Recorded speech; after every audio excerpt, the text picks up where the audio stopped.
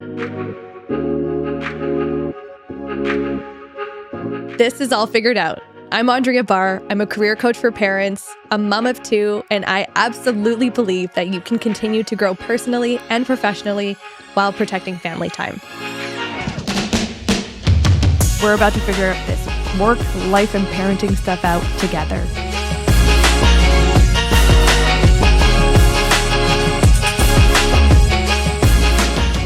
Welcome back to the All Figured Out podcast. It is just me today, your host, Andrea Barr. Thank you for joining me again this week. And when this goes live, I will hopefully be on vacation if my calendar math is correct. And I am leaving tomorrow morning. We are going on a sunny vacation as a family of four. We're going to meet up with my folks and some other family members and just have a fabulous time. And I have so many open suitcases, so many half-packed bags, and like things that are stacked in piles in different places. And yet I felt super inspired to record this episode for you. We are literally leaving in less than 24 hours. But I have just been thinking so much about my schedule and time. And I've actually been working on this with my therapist too, like my relationship with time. And I always find it so interesting before I go on a break or have a vacation or take time or there's some sort of break in the regular scheduling, programming, what have you, I get super, super reflective. And I think I was talking about this at the top of the year, just about how it's like this opportunity to like rewrite everything and like completely recalibrate or like throw everything that we used to do out the window and start again. I don't know what it is. And hit me up. Tell me if this is just me or if you are like this as well. So that is what this episode is going to be about. It's probably going to be short and sweet. I have a few notes that I wrote. I've got a coffee here. I'm sitting cross-legged in my leggings. If you're watching this on YouTube, you can see this is a casual vibe. And I want to just be really honest with you about my relationship with time, my relationship with my calendar, what life looks like now that I'm an entrepreneur, what life looked like when I was a parent in corporate, navigating that, and just some of the things that I think I'm going to do differently coming back from this vacation. And you know what? You can hold me to it because this is going on the interwebs. This is going to be landing in your ears, and I'm going to make this official. So let's get into it. And if you like this format, this more chatty, like I'm really, the vibe of this is going to be voice note, really, really long voice note. I love a good voice note. I have a few friends that I send like wildly long voice notes to. You know who you are, and they are also listeners of the show. And I just love getting them back. I love doing dishes and listening to a juicy long voice note that like you don't even know how to respond to because you forget all the things the person says, but it's just the best. So anyways, this is like a voice note episode, and let me know if you enjoy this format. Okay, so when I think about, if I take it back and I think about what like my first relationship with time and schedules and calendars and all that, it was probably back in high school. I was somebody who, go figure, probably surprise to nobody, was involved in so many different things. I'm one of those people that would have like my theater friends, my basketball friends, my like friends that I'd like to like go and chat about boys with on the weekends or whatever. So I was definitely no stranger to juggling like a lot of different schedules, but I loved it and I thrived in that way. And then you get to get like, I got to university and it was like, okay, now I have to like really manage my own time. Like, you know, in high school, I still had my mom who would be like driving me around or like helping me navigate and figure things out. And yeah, I was kind of like more alone and was having to navigate my time again. I was involved in all sorts of different crazy things, again, doing musical theater and, I don't know, like business group counsel for this thing or that. I don't know, weird stuff. And then it started to be like the work hard, play hard vibe, which was when that started. And then I graduated university and I got into advertising. And if anybody has worked in the advertising world, especially like the 5-10 years ago vibe when it was very much still like Mad Men style. Like if you've ever watched Mad Men, I say that it's true. Like it was very similar to Mad Men. There was less cigarettes, probably just as much booze, just as much like office romance. That's where I met my husband. So, I mean, it was pretty spot on. And that was when the calendar and the schedule and the juggling and the time management got so crazy and out of control. I didn't even have kids. And that is like a big part of my story that I've said on this show a number of times is, looking at my boss and my boss's boss and my boss's boss's boss and those who were heading up the company who had children, young children. And I remember thinking like, whoa, I can barely do this. And it's just me. Like, sure, I'm at the bottom of the totem pole and I'm getting all the work and I have to stay late. And like, that's just what you had to do back then. But I remember looking at the people who had kids and being like, how are you doing this? Like, how are you doing this? And maybe I should go back and interview some of those people because it was an incredibly intense culture. It was, again, very work hard, play hard. And I don't have any regrets. Like, I really don't have any regrets in life, but there were a few moments that really didn't feel right. And I know that those aren't regrets because they taught me a lot. Like, I missed my sister's wedding shower, wedding shower. And we had a pitch that was like happening that Monday or something. And I was the business development person. So I did like all the grunt work on the business development for the agency. And it was like my playoffs basically. So I'm not making excuses, but like that was just no bueno. Like I cannot believe that. And that was that first taste of being like, okay, if I keep on this path and this, journey, will I be missing my kids' things? Like, if I were to have kids one day, am I missing the basketball game? Am I missing the concert? Like, I don't want to be the person in those movies who's like running through traffic trying to get there. So that was definitely my first nudge and like, I don't know, awakening. That was like, whoa, what? Time is such a weird thing. And fast forward again to COVID. I would say that was the next juncture in my like relationship with time where, we got into like a really nice rhythm, routine. Like, again, I was working in the fashion industry, in learning and development, leading the people development programming at a really high performance organization, very stressful again, intense pressure and culture. Though we didn't have kids yet. I had my husband, we bought a house, like things were very like, okay, we've got some rhythms. I was even working 2 jobs. Technically, I was coaching. I opened my own business and was coaching in the mornings and the evenings. I was going to work during the day, was working out, somewhere in there. Like we were just doing it all. And it felt like it was like very much in control. And I think that that's a big theme for all of this too, is like that sense of control. Like, do you have control? Like when I was in advertising, I didn't really have any control of my calendar. I couldn't be declining calendar invites because it was like my day was too much or my nervous system was off. Like, no, yeah, like I was chock-a-block with meetings, but like I did not have any sort of leg to stand on to dictate how my calendar went. And then I did have like time and space. And then come COVID, it was even more time and space because so much got cut. Like all the noise got cut. A lot of good stuff got cut. But it was very focused on just like health and walks and this and that.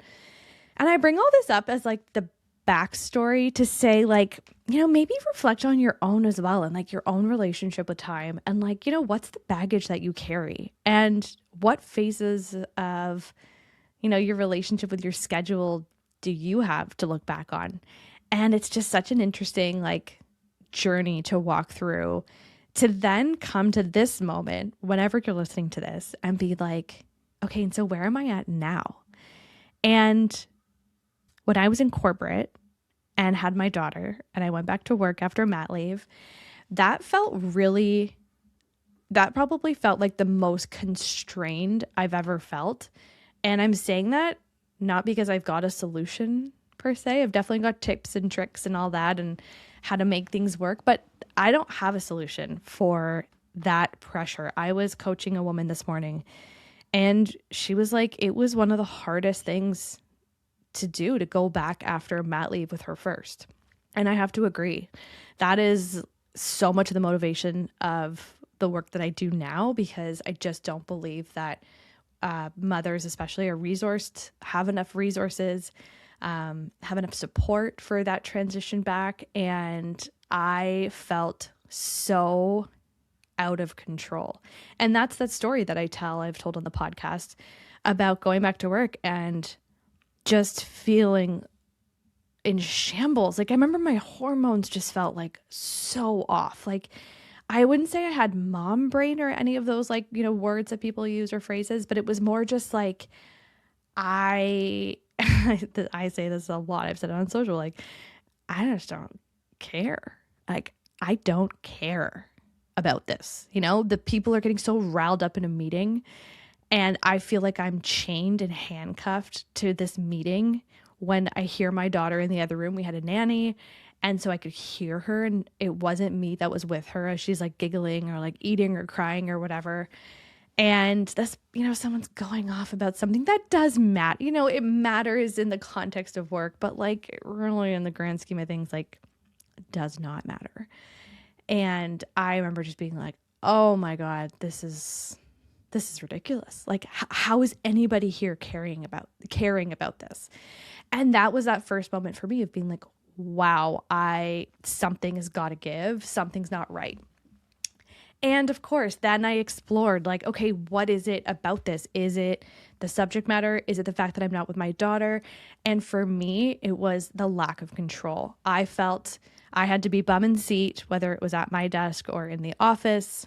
At the time, it was like, I think a hybrid, and it was like 8:30 to 5:30. And there's no leniency. Like, sure, if there's an emergency, like there was like kindness, but there really wasn't leniency. It was not a flexible job. And I was like, that just does not work for me. And then when I was looking at the work itself, I was like, this is work in theory that I love and that I have experience in. And I was doing cool work in theory. However, the day-to-day of the work, the pace that it was moving at, the impact it was making just wasn't there for me. So I was like, so not only do I feel so not in control of my time, and I can't just like go put my daughter down to sleep if she's having a hard time falling asleep. She was like 1.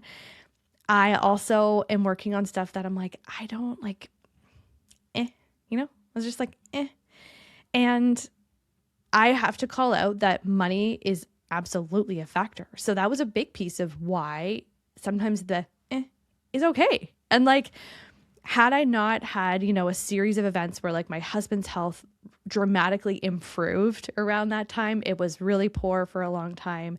And then he started to get so much better. And just a lot of things unfolded for us where it felt like, okay, we could take this risk and I could leave and go out on my own.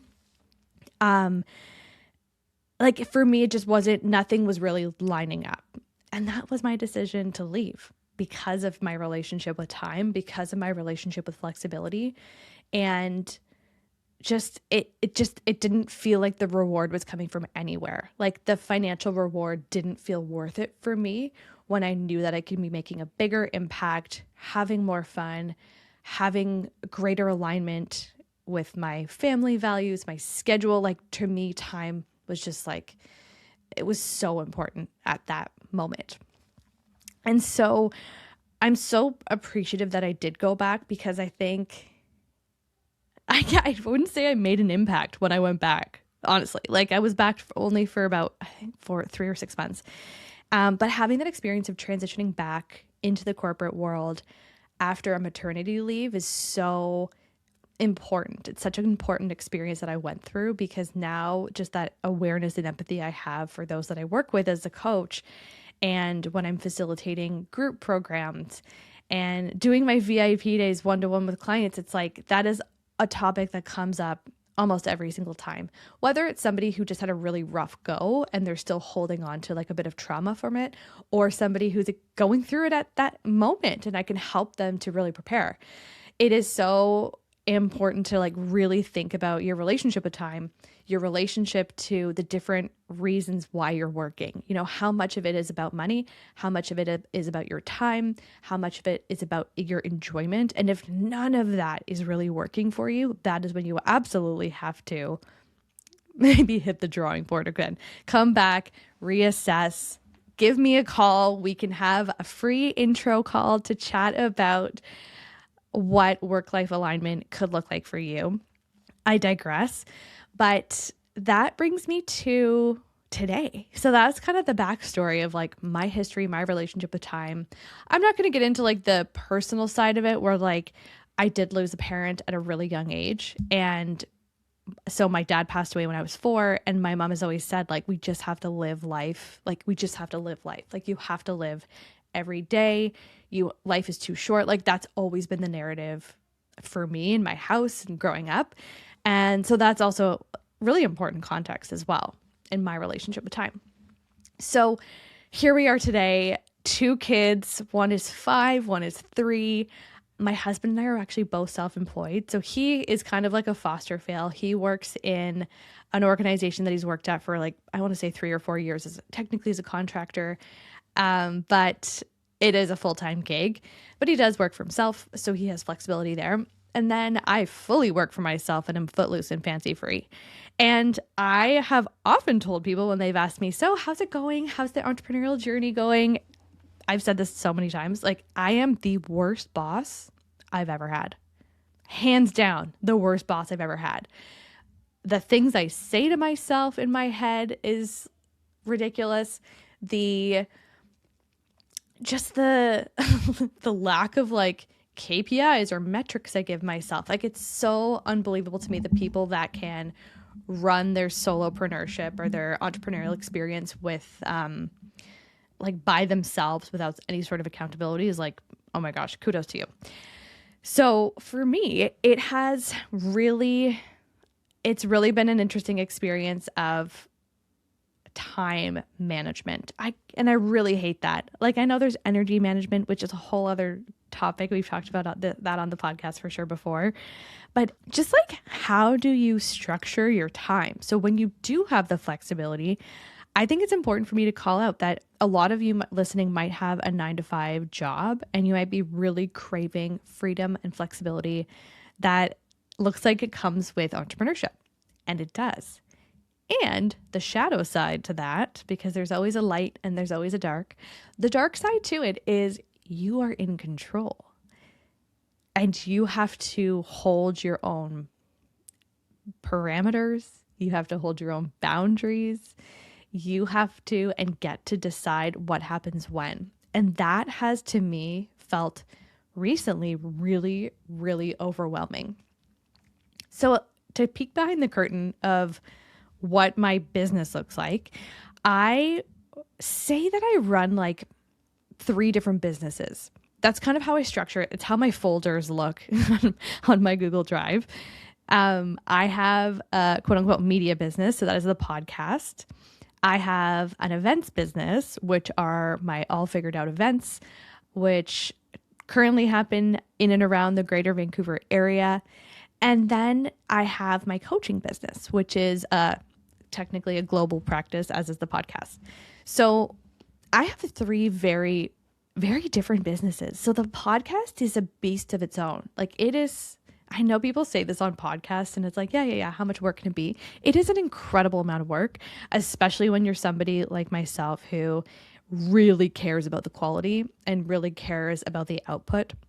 Maybe coming from advertising, being on commercial shoots, like being close to the creative output and final deliverables for things like that. Like it matters to me so much, almost to my detriment. So if I wanted to, the podcast can be an absolute full-time job in terms of time. Not yet revenue, but we're getting there. Anyone want to sponsor the podcast? Let me know. Come chat.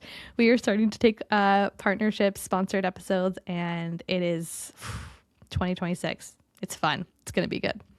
So that's the media podcast side of the business. Then there's the events, which are one of my most favorite things to do. And then there's the one-to-one coaching. So in terms of revenue, my one-to-one coaching is what brings in the most amount of money. My events bring me so much joy and a good amount of revenue, and the podcast is just getting started. And so the weird thing when I bring all this up to say that, like, it's so important also to look at the different areas, again, of your calendar, of your life, and be like, what does each provide? It's got to provide something, right? It's like the friend who doesn't provide anything in the relationship, or, a relationship you've had in the past where you're like, if anything, this drains me.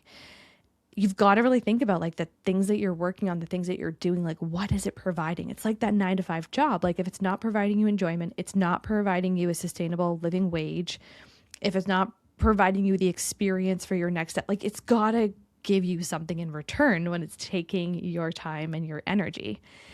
And so where I'm at right now is feeling scattered.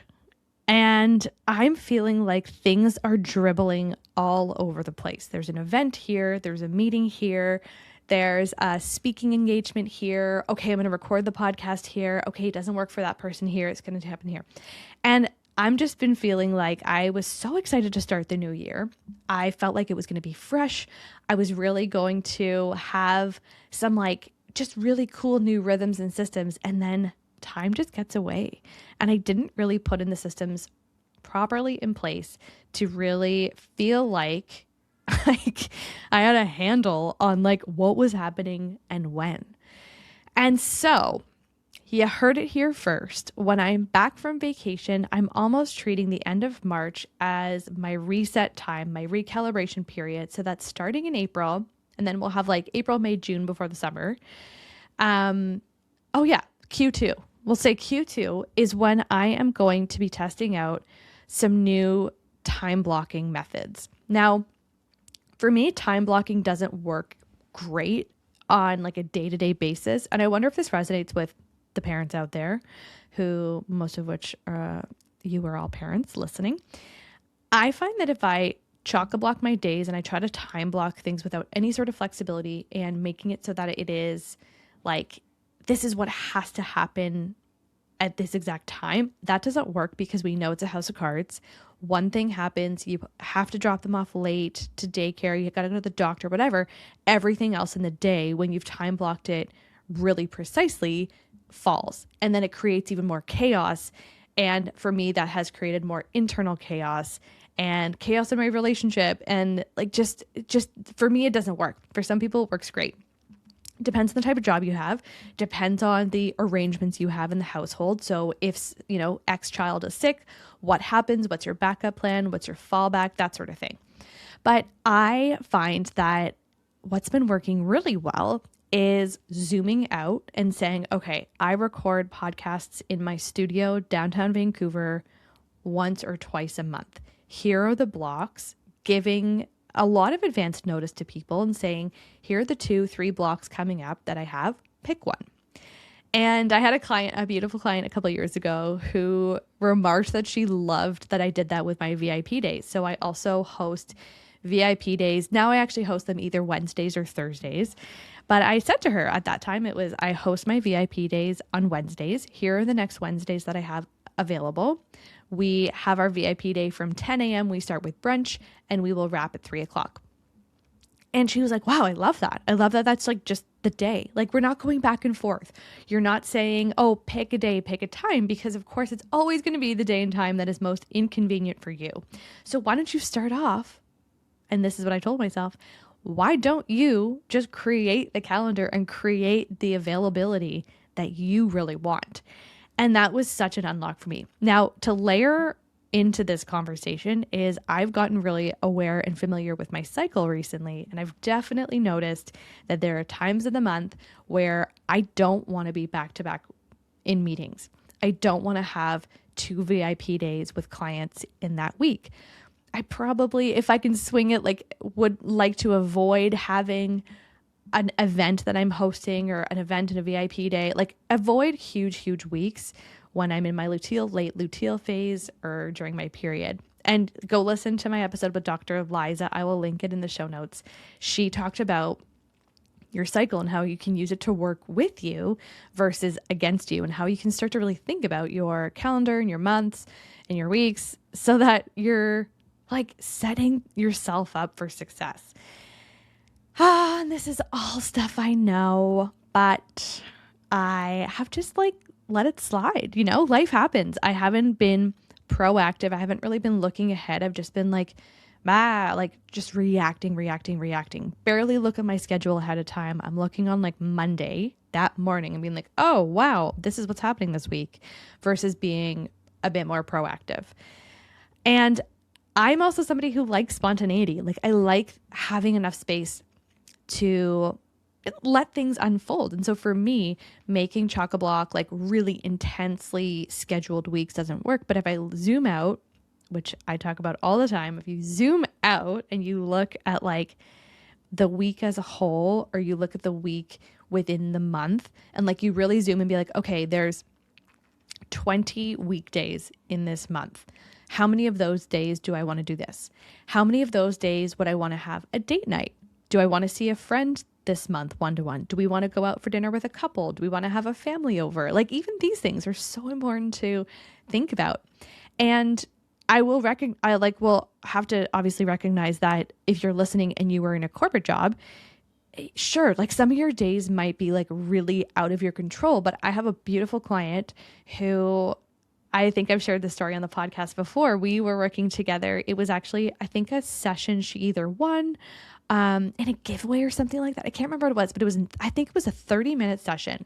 And by the end of it, we basically cracked the code on this huge block that she was facing, which was time. She felt like she was really stressed and struggling with time. She was not present, watching her daughter's like ballet lesson because she felt like she had to be working because she didn't have enough time during her day to actually do the damn work. We've all been there. And she was in meetings all day and then felt like she had to do the actual work in the evenings. So what we did is we said, okay, when you're looking at the days like that, nothing is really movable because all these meetings have to go somewhere and you've got to block them in somewhere. However, we took a step back and then another step back and we zoomed out and we realized if she blocked off one afternoon every single week and got the enrollment of her team and her organization and said, okay, this is a block in my calendar. There's no meetings allowed at this time. Like no meetings allowed. And for her, it also wasn't time to be doing other things like medical appointments or whatever. This was like a work block, focused work. And what that did for her was make it so that the available times that she could be booked were every other day that week, except for this, I think it was a Thursday afternoon, could not be booked. And guess what? It worked. Like people just made it work. So if you set, I don't know, have like feelings about the word boundaries, but for lack of a better phrase or word, I have not yet figured out what word I do like, but for lack of a better phrase, when you set your boundaries or you set your dream schedule, your ideal schedule, and you're like, okay, this is when I'm available. Here are a couple options. Like you've got 4.5 days to choose from. Choose one of those. Or I can meet you next week. There's 4.5 days to choose from there too. People make it work. And that is what I think I'm going to do. I am going to get better about implementing my Sunday calendar resets with my husband. We have gotten a bit better. We've gotten back into the groove of it. It's definitely one of those things that I always suggest to people to implement when things are feeling sticky. And everybody always like falls off and then comes back together. But do a calendar reset with a partner. It is so helpful. And what we used to do is we used to just look at the week ahead. But what we started doing every so often, like every couple of weeks, is we'll actually look at the next month or like 4 to 6 weeks ahead just to see like, okay, what's on the horizon. We won't go day by day, minute by minute, but we will be like, okay, is there anything we want to do in the next month or so? Do we want to go to Whistler? Do we want to, I don't know, like have a family over? Like we all know that it's really hard to plan with our friends because everyone has such busy schedules. And so like, okay, those are things you have to book in advance. And so we've started doing that. And I'm going to be doing that calendar reset for myself where weekly I'm going to look at my calendar for the week ahead and in a detailed way. And then I'm going to look at my, say, next 4 to 6 weeks and be like, okay, do these blocks still make sense? Do I need to add more podcast recording times? Like, am I short on episodes or do I have too many? When am I doing the work? When am I meeting people? When am I leaving space for like connection, business development, meeting new clients, things like that? So, okay, that was actually way longer than I thought it was going to be, but these are my thoughts on the old calendar. It is not a new conversation. It is not a new issue that parents are facing. It is just a different context. We are in a new stage of life. We are all adulting for the first time in our lives. And so we've got to give ourselves the grace that we don't have to have this figured out, but we can make tweaks along the way and we can recalibrate. So this is what I'm going to be doing. I'm going to be calendar resetting with my partner, with my husband. Scotty will do it weekly. We'll look out to the, 4 to 6 weeks ahead. Personally, I'm going to be doing that in my business, and I'm going to be testing out, like for real this time, I'm going to be testing out the calendar blocks on that like monthly basis. So I'm going to look to see, how many times a month am I doing this? How many times a week am I doing this? And I'm going to try it out. So I will keep you posted. I'll give you another update, but I am feeling excited to have a bit of a pause so that I can recalibrate. And if you are in the middle of a pause, if you're on a spring break, March break, if you're listening to this a bit later and you're like, whatever, it's a Tuesday, I'm ready for a pause, then I implore you to also think about your own schedule, think about your relationship with time, think about what's working and what's not working. You actually might be listening to this and be like, wow, I completely disagree with everything you're saying. That's not true for me. In which case, that's amazing because that is like completely solidifying for you that the opposite might be true, that you do love rigidity, that you are obsessed with, Georgina, I'm looking at you, like you have like really planned plans really far in advance. And I know that works for you. So if you are somebody who is like me and you want to come with me, try out this like kind of, we'll call it month blocking or week blocking, then let me know how it goes. Find me on Instagram at allfiguredoutandrea. And that's where I'm most active, I would say. If you liked this episode, please share it with a friend. We are in a growth spurt on the podcast. We are growing. We are reaching new heights. We are reaching new audiences. And it's just the start. So I really, really, really would love to ask you, if you are a listener of the show and you've not yet left a review on Apple Podcasts and given it 5 stars, those little stars. It is so hard to find it. If you need help finding it, let me know. I will make you a little screen recording because it's very hard to find where you leave the review and where you give the stars.